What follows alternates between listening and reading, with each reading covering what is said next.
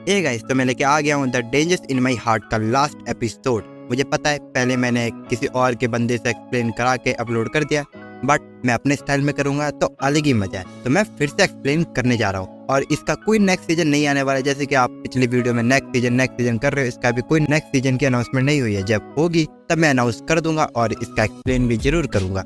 तो स्टार्ट करते हैं बिना किसी देरी से। तो एपिसोड की स्टार्टिंग पिछले एपिसोड के एंडिंग से ही होती है, जहाँ पे हमें दिखाया था जो क्योतारो होता है वो ब्लैंकेट के अंदर छुपा होता है और वो गॉड को ही सुना रहा होता है। ऐसी सिचुएशन में क्यों डाला गया? तभी एक लड़की यामादा से कहती है तुम्हें कैसे लड़के पसंद है, लेकिन वो कुछ ना कह के ब्लैंकेट के अंदर घुस जाती है और क्योतारो और भी ज्यादा गॉड को कोसने लगता है। वो लड़की फिर से कहती है तुम्हें किसमें इंटरेस्ट है, तो वो क्योतारो को देखती है, लेकिन जो सेकाइन होती है वो कहती है कि डेट शेट तो बच्चों का काम है, हमें कुछ एडवांस करना चाहिए। ये सुन के तो यामादा को और ज्यादा इंटरेस्ट होता है और वो कहती है कौन सी चीज। लेकिन तभी यामादा को रियलाइज होता है कि उसने क्या कहा, तो वो दोबारा से ब्लैंकेट के अंदर छुप जाती है। तो सेकाइन आके उसके कान में वो वाली बात बता देती है और इतने भी इनोसेंट मत बनो, वो बात वही वाली होती है। और ये सुन के वो काफी ज्यादा शर्मा जाती है और जैसे हम लोगों को लगा वो वाली बात कह रही होगी, वैसा नहीं था। और क्योतारो को भी यही लगा कि वो वाली बात करे, लेकिन नहीं, वो यही कह रही थी क्या तुम लोग डेटिंग स्टार्ट कर दी हो। तभी चिहिरू लाइट बंद कर देती है और क्योतारो सोचने लगता है अब तो लाइट बंद होगी, सबका सोने का वेट करता हूँ और फिर मैं यहाँ से निकल जाऊंगा। और वो जैसे मुड़ता है तो यामादा उसके साइड में सोई होती है और ये देख के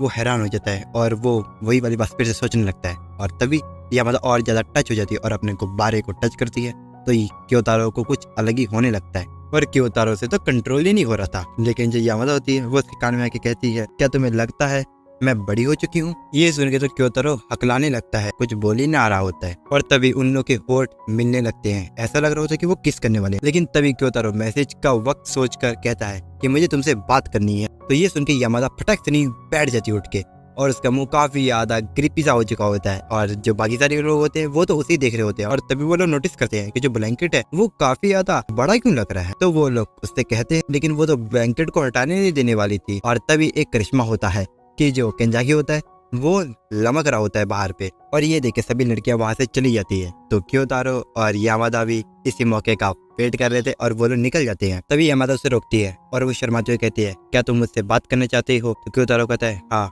हम लोग कल बात करेंगे। और फिर हमें अगला दिन दिखाया जाता है जहाँ पे क्योतारो कह रहा होता है कि आज हम लोग का ग्रुप का कोई भी काम नहीं था, इसलिए हम लोग आज फ्रीली घूम सकते हैं। तो हम लोग ये टेंपल पे आए हैं जहाँ पे हमारे दोस्त फोटो खींच रहे होते हैं और वो एक श्राइन होता है। और फिर एंडो बताने लगती है कि ये जो बहुत सारे टेंपल के गेट है ना, अगर कोई कपल हाथ पकड़ के इसे पार करता है तो वो हमेशा हमेशा के लिए कपल बन जाते हैं। यामादा कहती है क्या ये सच है?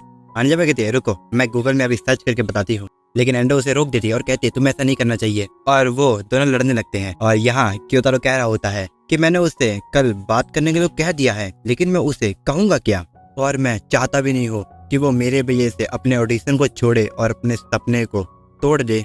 वो मेरे वजह से ही यहाँ पर आई है, तो मैं कैसे ऐसे होने दे सकता हूँ। तभी यामादा उस श्राइन के अंदर दौड़ते हुए जाने लगती है और वो रुक के क्योतारो को भी अपने पास बुलाती है। फिर वो यामादा के पास आ जाता है और जो उसके बाकी दोस्त होते हैं वो दूसरे साइड से जा रही होते हैं। और यामादा उससे कह रही होती है कितने टाइम हो गया ना हम दोनों को एक साथ घूमते हुए, अकेले हो भी। वो कहता है हाँ। यामादा कहते हैं कि मुझे खुशी है कि तुम मेरे साथ रहते हो और खुश रहते हो। तो क्योतारो उसका मास्क निकाल के कहता है क्या तुम सच में खुश हो। और हम लोग देखते हैं जो उसके मास्क के पीछे होता है वो तो काफी ज्यादा दुखी होती है और ऐसा लग रहा होता है कि वो रोने ही वाली है। क्योतारो कहता है कि मुझे पता है कि तुम काफी ज्यादा दुखी हो क्योंकि तुम अपना ऑडिशन छोड़ रही हो मेरे लिए। तो ये सुन के यामादा उससे माफी मांगती है। तो क्योतारो कहता है तुम मुझसे क्यों माफी मांग रही हो। और तभी वो रोने लगती है और वो रोते रोते कह रही होती है कि मुझे माफ कर देना क्योतारो, मैं काफी ज्यादा सेल्फिश हो गई थी, मैं बस इस ट्रिप को एंजॉय करना चाहती थी तुम्हारे साथ, लेकिन मेरा अंदर ही अंदर दम घुटता जा रहा था क्योंकि मुझे वो ऑडिशन करना ही था। और वो सोच सोच कर मैं काफी ज्यादा परेशान हो रही थी। तो मुझे लग रहा था कि मैं तुम्हारे साथ रहूंगी तो मैं एंजॉय करूंगी और उसे भुला दूंगी। और ये सारी बात कहकर वो और भी ज्यादा रोने लगती है और क्योतारो अपने मन में कहता है ये सुनकर मुझे खुशी हुई,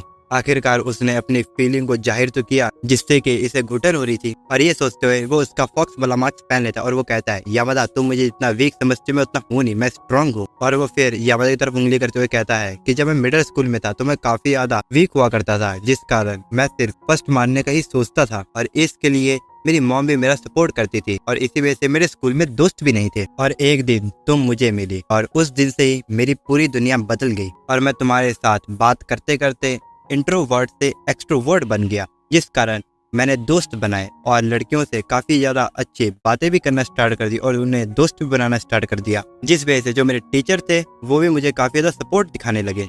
और ये सारे बातें बोलते हुए वो अपने मार्क्स को उतार देता है और हम लोग देखते हैं वो कहता है कि मैं भी तुमसे प्यार करता हूँ, और उसके आंखों से नदियाँ बह रही होती है। ये देख के तो यामादा काफी हैरान होती है। या दूसरी तरफ एंडो को यामादा दिखती नहीं है, तो उसे पता लग जाता है कि कुछ तो चल रहा होगा, तो वो यहाँ से दौड़ के जाने लगती है और हानजावा भी उसके पीछे आ रही होती है। और यहाँ क्योतारो और यामादा देख लेते हैं, जिस कारण वो लोग यहाँ से हाथ पकड़ के भागने लगते हैं और एंडो भी इनका पीछा कर रही होती है काफी फुर्ती से। लेकिन जो क्योतारो होता है वो काफी ज्यादा तेजी से उस श्राइन को पार कर लेता है, यानी कि अब ये दोनों कपल बन चुके हैं, क्योंकि इन लोगों ने एक दूसरे का हाथ पकड़ के इस श्राइन को पूरा किया।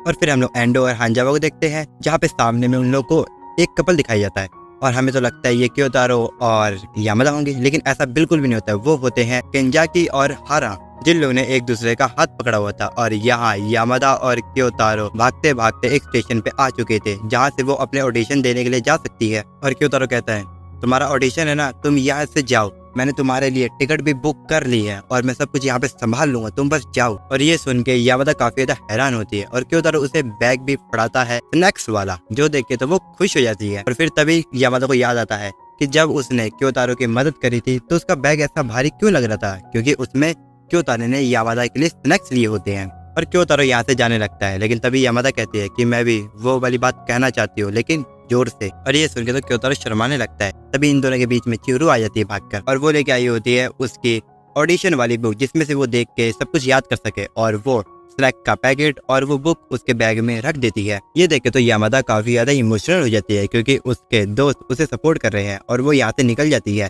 तभी चिरू को उसके फोन में कुछ मैसेज आता है, वो देख के वो काफी हैरान हो जाती है और वो कहती है ये वो लोग क्या कर रहे हैं, और वो यहाँ से भागने लगती है।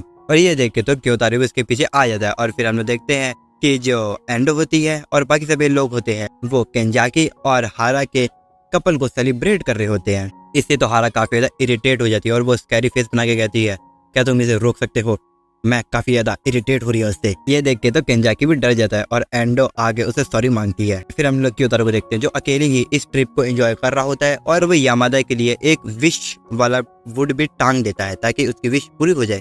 फिर हम लोग देखते हैं यामादा आ जाते हैं अपने पेरेंट्स के पास, जो कि उसको यहाँ पे पिकअप करने के लिए आए थे ऑडिशन देने के लिए। फिर से शिफ्ट होता है और हमें क्योतारो को दिखाया जाता है जो कि स्कूल ट्रिप से घर जा रहा होता है।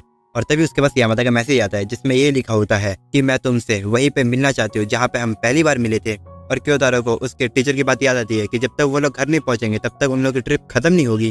फिर क्योतारो ट्रेन से उतर के अपने घर की तरफ जाने लगता है, लेकिन तभी वो मुड़ जाता है और वो यामादा की तरफ जाने लगता है। और वो भागते भागते यामादा के साथ पल बिताए हुए याद कर रहा होता है और वो लाइब्रेरी में पहुंच जाता है जहाँ पे उन लोग की फर्स्ट मुलाकात हुई थी। और फर्स्ट सीन की तरह यहाँ पे भी यामादा कुछ खा रही होती है और वो दोनों एक दूसरे को देख के ब्लश करने लगते हैं। क्योतारो उसके पास जाके कहता है आखिरकार तुम्हारा ऑडिशन कैसा गया। और ये सुन के तो यामादा काफी हैरान हो जाती है और वो पर्दे को लपेट लेती है और कहती है हाँ वो ठीक ठाक गया, मैंने उसमें अपना बेस्ट दिया। मुझे पता है कि मैं अपनी फीलिंग को जल्दी से जाहिर नहीं कर पाती हूँ, जिस कारण मैं काफी ज्यादा वीक लगती हूँ, लेकिन मैं इसे एडजस्ट कर लूंगी टाइम टू टाइम। और ये कहते हुए वो इमोशनल हो रही होती है। क्योतारो कहता है कि तुम्हें ज्यादा गिल्टी फील करने की कोई जरूरत नहीं है, तुम अपने रास्ते सही हो। यामादा कहती है कोई बात नहीं है, मुझे पता है कि मैं उस जगह पे वीक हो गई थी, लेकिन मैं खुश हूँ कि तुमने मुझे संभाल लिया। ये सुन के क्योतारो शर्माने लगता है। तभी यामादा उसके करीब आ जाती है और वो कहती है कि तुम्हें पता है ना तुम मेरे लिए काफी ज्यादा खास हो। और ये बात कहते हुए वो रो रही होती है और वो कह देती है आई लव यू क्योतारो। ये सुन के तो क्योतारो शॉक और वो उसका हाथ पकड़ के कहती है क्या हम दोनों अब डेटिंग स्टार्ट कर दें, चले डेट पे। लेकिन वो तो कुछ जाहिर नहीं कर पा रहा होता है, फिर भी वो रोते हुए हाँ कर देता है। तभी यामादा उसके करीब बढ़ने लगती है और यहाँ पे पता ही है अब क्या होने वाला है, लेकिन क्योतारो काफी ज्यादा नर्वस होता है और इस चीज के लिए रेडी नहीं होता है, जिस कारण वो लोग का नहीं हो पाता है और वो दोनों ही शर्माने लगते हैं। और वो क्योतारो के गाल में किस करके वहां से उछलते हुए खुशी खुशी भागने लगती है और वो जाते हुए काफी ज्यादा चिल्ला रही होती है क्योंकि उसने फाइनली वो कर दिया जो वो करना चाहती थी।